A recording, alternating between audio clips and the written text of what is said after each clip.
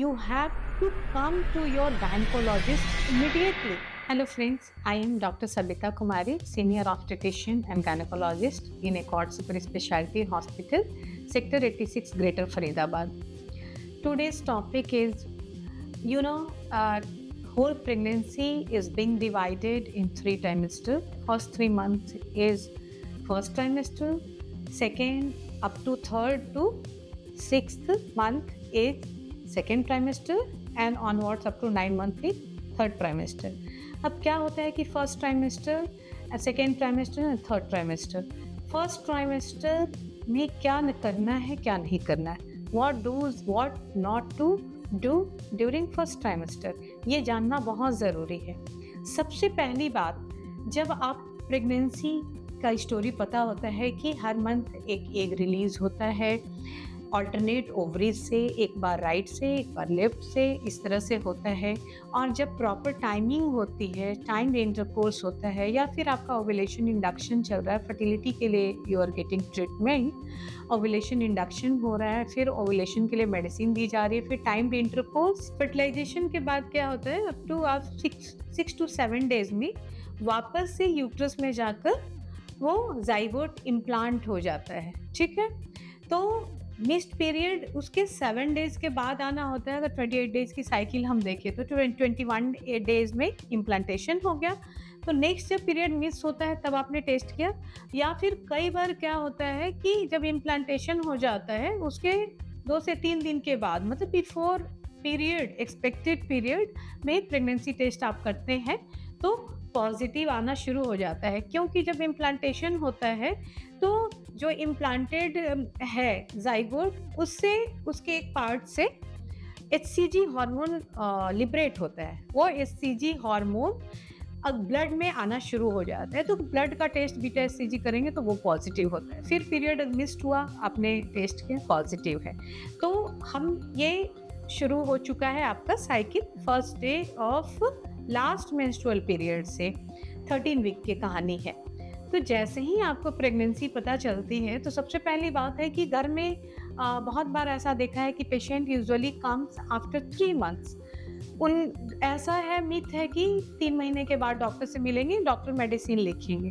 नहीं, as soon as you diagnose yourself with urine pregnancy test that you are pregnant, so then you have to come to your gynecologist immediately.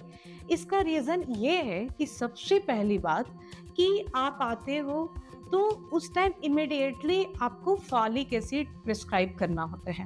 अब folic acid क्या है, और ये बहुत common question है. Patient पूछती हैं कि मैडम फॉलिक एसिड हमें प्रेगनेंसी कंसीव करने के पहले भी दिया जाता था और प्रेगनेंसी के दौरान भी हमें बोला जाता है कि पहले 3 महीने आपको फॉलिक एसिड लेना है. तो my dear friends, folic acid is a type of vitamin B9 होता है, फोलेट होता है, और जो हम टैबलेट फॉर्म में आपको देते हैं वो सिंथेटिक फॉर्म होता है.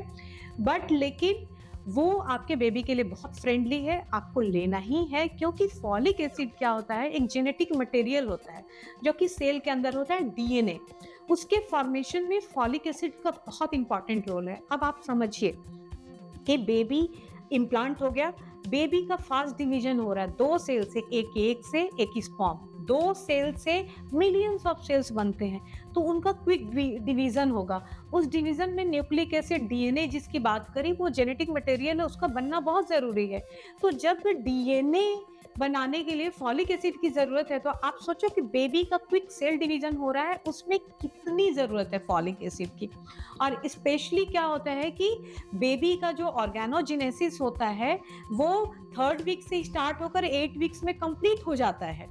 ठीक है, उसके बाद बेबी का जो ऑर्गेनोजेनेसिस के बाद होता है डेवलपमेंट होता है बेसिकली. ठीक है ना, बट ऑर्गन डेवलपमेंट के लिए 3 to 8 वीक्स तो बहुत ही क्रूशियल टाइम है. उस टाइम DNA का बनना बहुत ज़रूरी है. DNA अगर नहीं बनेगा तो स्पेशली ब्रेन और स्पाइन, ब्रेन एंड स्पाइन के जो टिश्यू होते हैं वो पहले डेवलप होते हैं, अर्लीस्ट टू डेवलप होते हैं.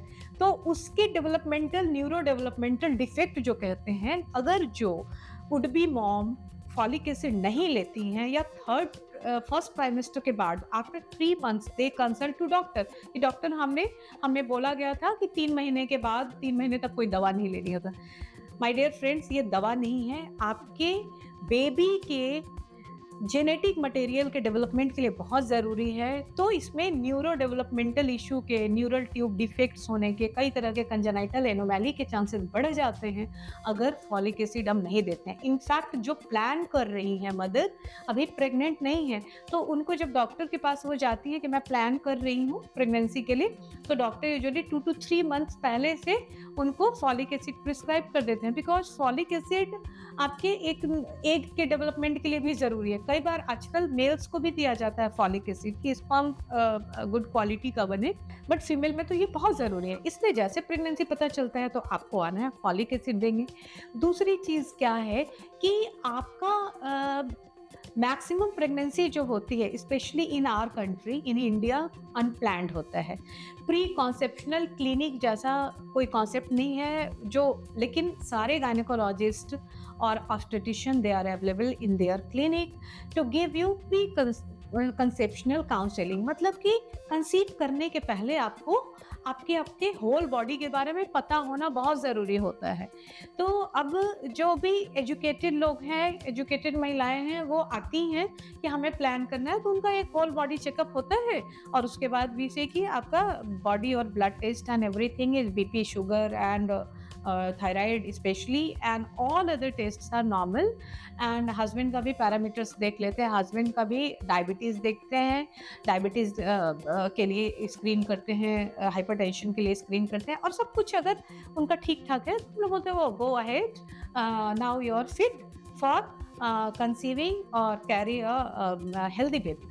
ठीक है, तो ये चीज़ें बहुत ज़रूरी होती है। तो आप जैसे आते हो तो आपके, चूँकि हमने बताया कि कई बार प्रेगनेंसी अनप्लान्ड होती है, आपको पता नहीं होता है कि आपके बॉडी में क्या डेफिशिएंसी है, तो आप आते हो तो आपके ब्लड टेस्ट होते हैं। ब्लड टेस्ट में स्क्रीन स्पेशली थायराइड भी बहुत इंपॉर्टेंट है। थायराइड का लेवल होता है फर्स्ट ट्राइमेस्टर में, जो कि होता है कि ये 3 से नीचे रहना चाहिए, बाद में ये 2.5 से नीचे होना चाहिए, 2.5 से। तो 3 से अगर ऊपर है तो हमें सप्लीमेंट्स देना होता है, क्योंकि thyroid hormone again brain development के लिए बहुत ज़रूरी है, क्योंकि इसका मेटाबॉलिक रिएक्शन, मतलब बॉडी में जो बेबी का क्विक सेल डिवीजन हो रहा है वो किस रेट से हो रहा है, कितना फास्ट हो रहा है, that is being controlled by thyroid hormone. So normal TSH होना बहुत ज़रूरी है, नॉर्मल T3 T4 होना बहुत ज़रूरी है। तो हम लोग थायराइड प्रोफाइल या TSH कराते हैं एज ए स्क्रीनिंग। तो TSH में कोई गड़बड़ी होती है तो फिर हम लोग total T3 T4, free T3 T4 ये सब हम लोग कराते हैं। और कभी ज़रूरत होती है तो एंडोक्रिनोलॉजिस्ट के पास भेजकर उसको ऑप्टिमाइज़ किया जाता है उसके लेवल को, ताकि आपका प्रेगनेंसी और बेबी का brain development, spine and brain development अच्छे से हो सके। ठीक है, तो थायराइड लेवल होना बहुत ज़रूरी है। अनप्लान्ड प्रेगनेंसी है तो आप आए, इसलिए क्योंकि आप इमीडिएटली आओगे। जैसा कि मैंने पहले बताया कि 3 to 8 वीक बहुत क्रूशियल होता है, उसमें ऑर्गेनोजेनेसिस होती है, तो उस समय TSH हो गया आपका, इसलिए इमीडिएटली आपको रिपोर्ट करना है। दूसरा क्या है, हीमोग्लोबिन कराते हैं, CBC काउंट कराते हैं, CBC में सारा WBC प्लेटलेट वगैरह सब कुछ देखते हैं, वो तो देखते ही है। एनीमिया के लिए स्क्रीन हो जाता है, क्योंकि हमें पता है कि oxygen is very much needed to break down glucose, और उससे एनर्जी निकलती है ATP। वो ATP अगेन सेल डिवीजन में उसकी ज़रूरत होती है। तो जब ऑक्सीजन कैरी करने वाला रेड ब्लड सेल आपके अंदर कम है तो बेबी का कहीं ना कहीं ये डेवलपमेंट और ग्रोथ अफेक्ट करता है। इवन ब्रेन का डेवलपमेंट देखा गया है कि जो एनीमिक मदर है, क्रॉनिकली एनीमिक है, बेबी थोड़े उनके मेंटली रिटार्डेड हो सकते हैं, यानी न्यूरो डेवलपमेंट पे उसका असर होता है। ओके, तो आपका हीमोग्लोबिन अगर कम है तो फिर हीमोग्लोबिन का वो उसको करेक्ट किया जाता है। दूसरा हाइपरटेंशन है तो वो भी उसको ऑप्टिमाइज किया जाता है। अगर डायबिटीज़ है तो डायबिटीज़ के लिए, क्योंकि हाइपरटेंशन और डायबिटीज़ ये चीज़ें ऐसी होती हैं जो कि स्मॉल वेसल्स को अफेक्ट करती हैं। तो स्मॉल वेसल्स अगर अफेक्ट हुए तो बेबी के ग्रोथ में प्रॉब्लम होगी, इवन अगर उसको प्रॉपर सप्लाई नहीं मिला, और कई केमिकल रिएक्शन भी होते हैं जिसकी वजह से बेबी में, स्पेशली डायबिटीज़ में, मस्कुलोस्केलेटल और ब्रेन से रिलेटेड उनमें बेबी में कंजेनाइटल एनोमली भी हो सकती है। ठीक है, तो आपने इतने सारे हाइपरटेंशन, बीपी, थायराइड, हेमोग्लोबिन, ये सब चेक हुआ। उसके अलावा भी बॉडी के बाकी सिस्टम, एलएफटी, केएफटी, कई बार ज़रूरत के हिसाब से बाकी टेस्ट प्लान किया जाता है। रूबेला, आईजीजी क्या कराया जाता है। थैलेसीमिया के लिए स्क्रीन किया जाता है कि अगर आप थैलेसीमिया माइनर हो तो फिर आपके पार्टनर का भी थैलेसीमिया का टेस्ट कराया जाता है कि अगर दोनों माइनर हैं तो क्या बेबी पे कितने परसेंटेज बेबी में क्या इम्पैक्ट पड़ेगा। तो ये सब सारे टेस्ट उन्हें, वायरल मार्कर्स होते हैं। वायरल अगर हाई रिस्क है तो उनका टॉर्च टेस्ट भी होता है, एप्ला वगैरह होता है, वो देखने के लिए कि स्पेशली ये जो चीज़ें हैं उसको हम ओवरकम करके उसके बेबी के ग्रोथ को हम कैसे मैक्सिमाइज कर सके। तो इसलिए प्रेगनेंसी जैसे आपको पता चलती है, इन चीज़ों के लिए भी आपको डॉक्टर से मिलना बहुत ज़रूरी है। अगली सीरीज में मैं और बताऊंगी कि immediately after diagnosing the pregnancy आपको क्यों आपके ऑब्स्टेट्रिशियन गायनेकोलॉजिस्ट से आपको संपर्क करना चाहिए। Thank you.